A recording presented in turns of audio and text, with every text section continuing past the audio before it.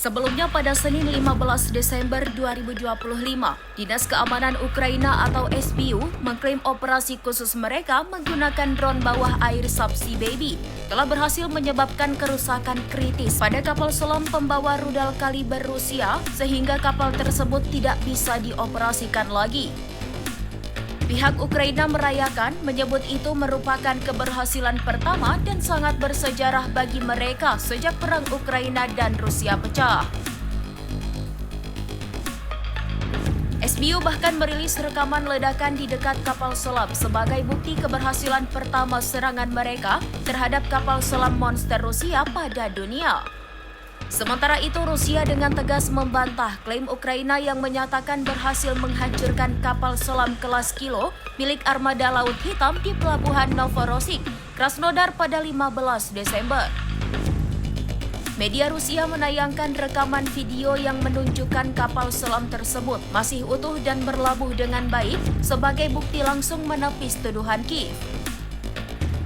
Menurut pernyataan resmi dari juru bicara Armada Laut Hitam Rusia, Kapten Alexei Rulev, serangan menggunakan drone bawah air Ukraina memang terjadi, namun tidak mencapai tujuannya.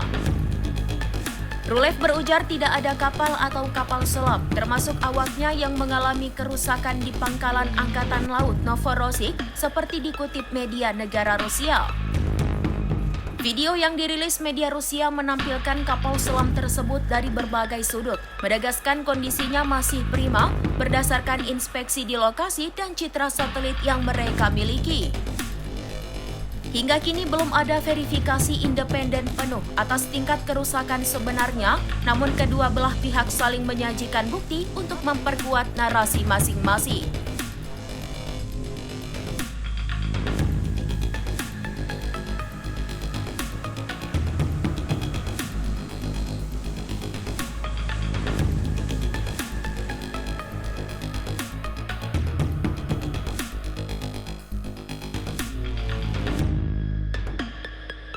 Информация, распространенная спецслужбами Украины о якобы уничтожении в бухте новороссийской военно-морской базы Черноморского флота одной из российских подводных лодок, не соответствует действительности.